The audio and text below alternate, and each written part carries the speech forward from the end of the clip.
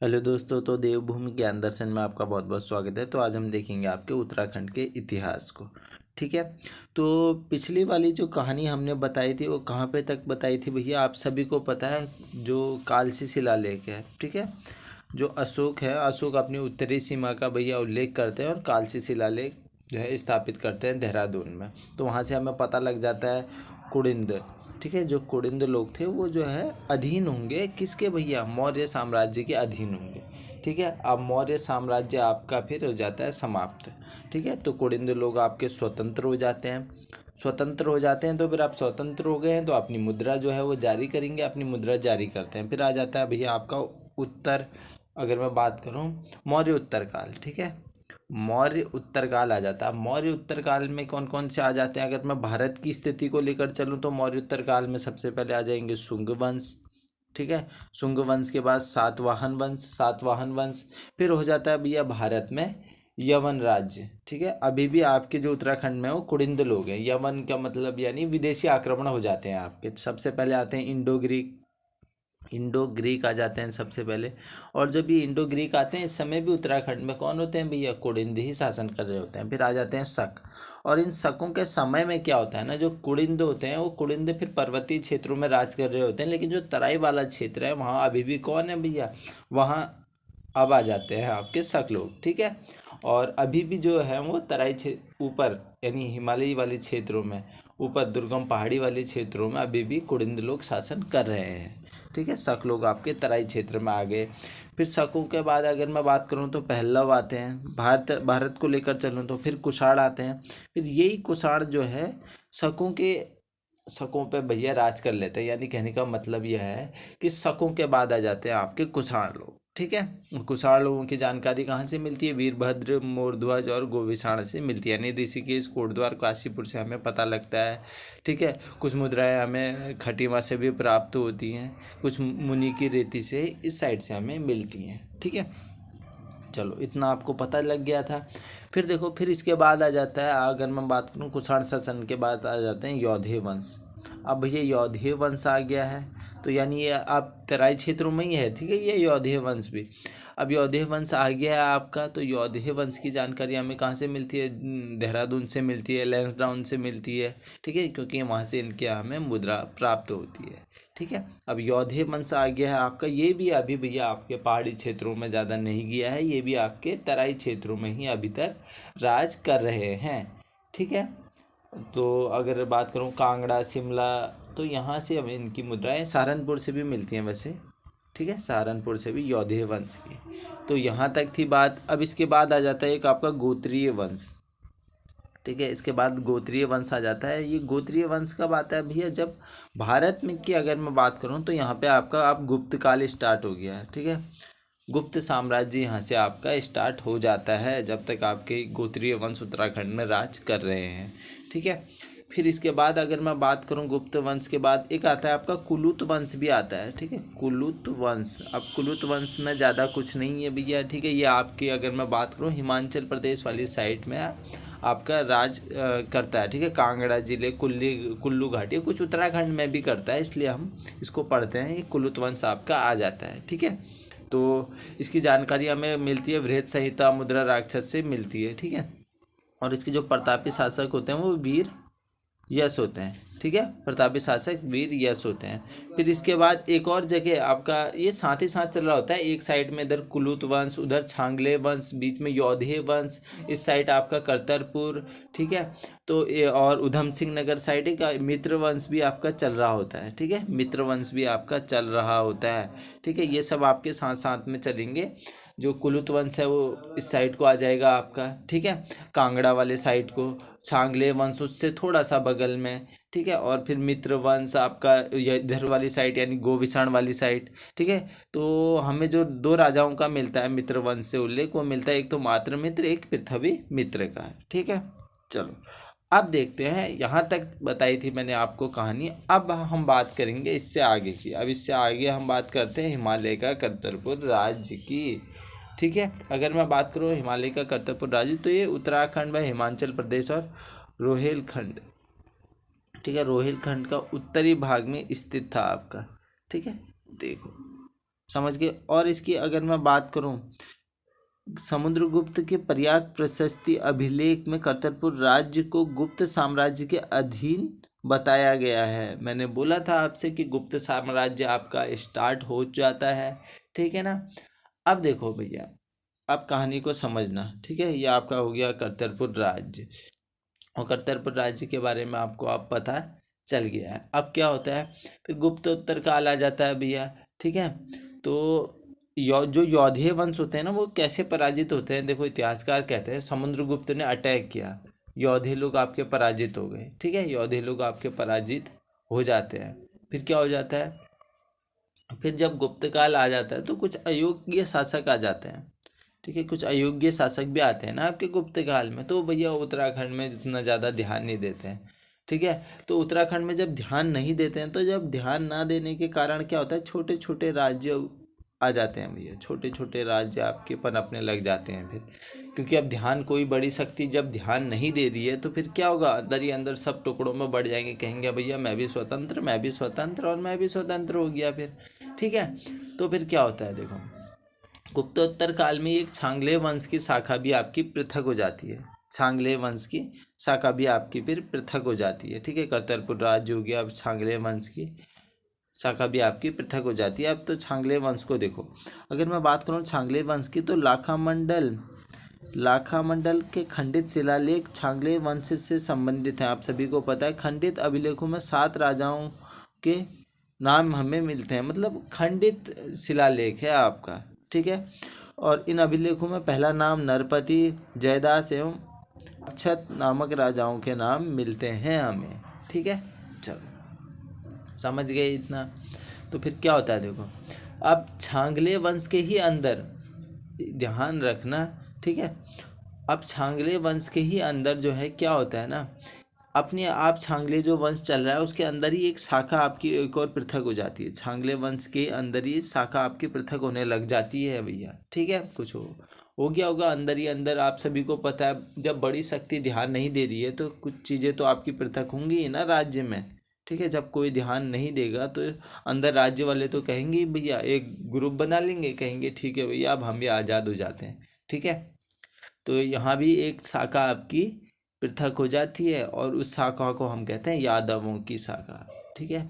यादवों की शाखा, यादवों की शाखा। तो अब आ जाते हैं सिंहपुर के यदुवंश, ठीक है। तो यही शाखा आपकी बाहर निकल के आती है भैया, ठीक है। जिसकी जो राजधानी बताई जाती है वो कहाँ बताई जाती है, सिंहपुर बताई जाती है, ठीक है। जो कि अपनी राजधानी जिससे पृथक होते हैं ना, वो सिंहपुर स्थापित करते हैं, ठीक है। चलो, सिंहपुर का यदु राजवंश कह लो या यादव राजवंश कह लो, ये कालसी के आसपास था आपका, ठीक है।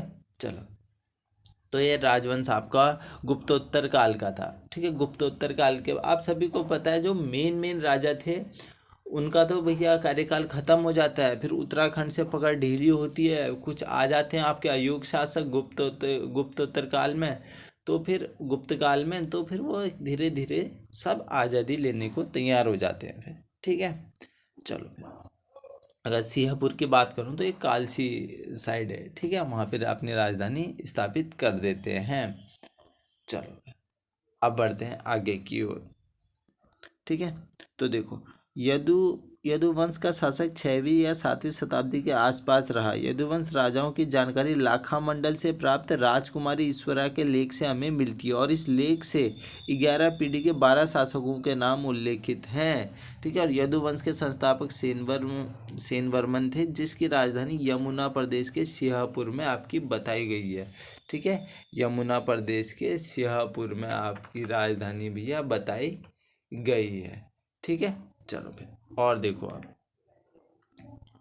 सिंहपुर बताई गई है, और राजकुमारी ईश्वरा जी जो कि भास्कर वर्मन की पुत्री थी, राजकुमारी ईश्वरा जी जो कि भास्कर वर्मन की पुत्री थी, जालंधर के राजकुमार चंद्रगुप्त की पत्नी थी, ठीक है। और ईश्वरा जी ने लाखामंडल में एक शिव मंदिर भी आपका बनवाया था, ठीक है। तो ये तो बात हो गई भैया हमारे सिंहपुर के यदु वंश होगी, ठीक है। अब इसके बाद कौन आते हैं भैया, इसके बाद आ जाते हैं आपके कौन, नागवंश आ जाते हैं, ठीक है। इसके बाद नागवंश आ जाते हैं। चलो, और एक आपसे अगर पूछा जाएगा ना कि जो लाखा मंडल का शिलालेख है, ठीक है, जो लाखा मंडल का शिलालेख है, जो लाखा मंडल का शिलालेख है वो किसने खोजा था, तो वो जॉर्ज व्यूलर ने खोजा था। ठीक है, इतना भी आपने ध्यान में रखना है। ठीक है, चलो, अब अब आप कहानी समझ गए होंगे कि होता क्या है। जैसे आपका गुप्तोत्तर काल होता है, ठीक है, आप कहोगे कि सर ये यदु राजवंश तो पहले नहीं था। फिर देखो क्या होता है ना, आप सभी को पता है गुप्तोत्तर काल के बाद ही ये आपका प्रकाश में आता है। अभी मैंने आपको बता दिया कैसे कैसे ये आपका शाखा से अलग होता है। ठीक है, छांगले वंश की शाखा से अलग होगा तो फिर ये आपका प्रकाश में आने लगेगा। ठीक है, इसकी जानकारी भी हमें मिल जाती है देहरादून से। चलो, अब देखो, फिर इसके बाद आते हैं, और एक बात ध्यान में रखना, अगर आपको कन्फ्यूजन हो रहा है तो जब भी उत्तराखंड में, ठीक है, जब भी आप उत्तराखंड का इतिहास पढ़ोगे ना, कोई भी एक बड़ा शासक आएगा, मान लो ऐसे, ठीक है, कोई भी बड़ा शासक आ गया तो वो क्या करेंगे, पहले सभी राज्यों को अपने अधीन ले लेंगे भैया। ठीक है, ऐसे जो भी राज्य हैं आपके उत्तराखंड में चल रहे हैं या अदर में चल रहे हैं उनको अपने उसमें विलय कर लेंगे। ठीक है, विलय करेंगे। फिर जैसे ही ये भारत में जो मेन राज्य है ये कमज़ोर पड़ेगा तो यहाँ पे जितने भी राज्य हैं ये कहेंगे अब हम भी स्वतंत्र, हम भी स्वतंत्र। फिर यहाँ से अलग अलग शाखाएं आपकी निकलने लग जाती हैं। ठीक है, अलग अलग शाखाएं आपकी निकलने लग जाती हैं। ठीक है, चलो, अब समझना। अब देखो, फिर इसके बाद आते हैं नागवंश। 6वीं या 7वीं सदी में नागवंश के अस्तित्व का पता हमें चलता है। नागों की पुष्टि गोपेश्वर के त्रिशूल लेख से होती है। गोपेश्वर के त्रिशूल लेख में 4 नाग राजाओं के हमें नाम मिलते हैं, स्कंद नाग, गणपति नाग, विभु नाग व अंशु नाग। ठीक है, लेख में उल्लेख किया गया है कि गणपति नाग ने अपने दूसरे वर्ष में रुद्र महालय के सामने शक्ति त्रिशूल की स्थापना की थी। ठीक है, शक्ति त्रिशूल की स्थापना की थी बोला गया। अब वो गणपति नाग ने की थी, तो आप सभी को यहाँ से क्या पता चलेगा कि जो नागवंश के सबसे प्रतापी शासक रहे होंगे वो कौन रहे होंगे भैया, वह रहे होंगे गणपति नाग। ठीक है, चलो, समझ गए इतना। अब देखो, फिर जो अगर मैं बात करूँ आपके यदुओं के बाद आते हैं ना आपके नागवंश, तो यदुओं के बाद नागवंश आते हैं, तो यदुओं को किसने हराया होगा भैया, नागवंश ने हराया होगा। ठीक है, फिर नागवंश के बाद कौन आते हैं, मोखरी वंश। ठीक है, उत्तराखंड में फिर मोखरी वंश आ जाते हैं आपके। अगर मैं बात करूं आपके मोखरी वंश की, तो देखो जो नाग शासक है ना, नाग शासकों को जो है मोखरी वंश ने पराजित किया था, क्योंकि इसके बाद आ रहे हैं। ठीक है, ये कन्नौज के आपके मोखरी वंश थे, इन्होंने जो है परास्त कर दिया। और यहाँ से आपसे पूछा जाता है कि जो मोखरी वंश के अंतिम शासक थे वो कौन थे, तो वो थे गृहवर्मा। ठीक है, गृहवर्मा जो है मोखरी वंश के अंतिम शासक थे।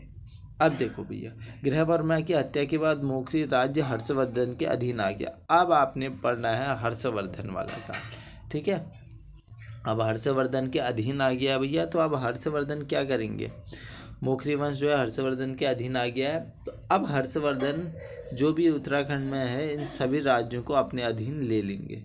ठीक है, यहाँ पे हर्षवर्धन कर लो, हर्षवर्धन कर लिया। अब ये छोटे छोटे जो भी राज्य हैं ये अपने अधीन कर लेंगे। ठीक है, लेकिन क्या करते हैं, लेकिन उन राज्यों के जो भी राजा हैं कहेंगे भैया तुम राज कर रहे हो, ठीक है, राजा बने रहो हर्षवर्धन। ठीक है, तुम भी राजा बने रहो, तुम भी राजा बने रहो। अब तुम मुझे क्या दोगे, टैक्स दे देना। ठीक है, मैं क्या ही झंझट लूँ। ठीक है, या कि यहाँ अपना एक कोई भेजूँ, फिर उससे कहूँ जाओ शासन करो, टैक्स कलेक्ट करो, तुम्हें मुझे टैक्स कलेक्ट करके दे देना। ठीक है, तुम्हें मुझे टैक्स कलेक्ट करके दे देना। और इन्हीं कहा गया सामंतवाद, इसी को सामंतवाद कहा जाता है। फिर ये जो बन गए, ये क्या बन गए, सामंत बन गए भैया हर्षवर्धन की। ठीक है, हर्षवर्धन मांगेंगे टैक्स तो इनको देना पड़ेगा। ठीक है, और हर्षवर्धन के काल में आता है आपका ह्वेनसांग। हर्षवर्धन के काल में कौन आता है, वेनसांग आता है, ठीक है। एक चीनी यात्री था, आप सभी को पता है। और ये जो भी यात्रा करता है ना, जो भी यात्रा कहीं भी घूमता है, कुछ भी करता है, तो ये उसका वर्णन कर देता है भैया एक किताब में। और उस किताब का नाम क्या होता है?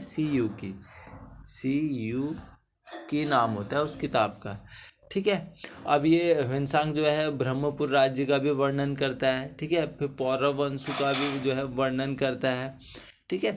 तो कई चीज़ों का यह वर्णन करता है, क्योंकि क्या होता है ना, जैसे जैसे हर्षवर्धन का काल आपका ख़त्म हो जाएगा, कुछ राज्य जो है अपने आप को स्वतंत्र घोषित कर देंगे, ठीक है।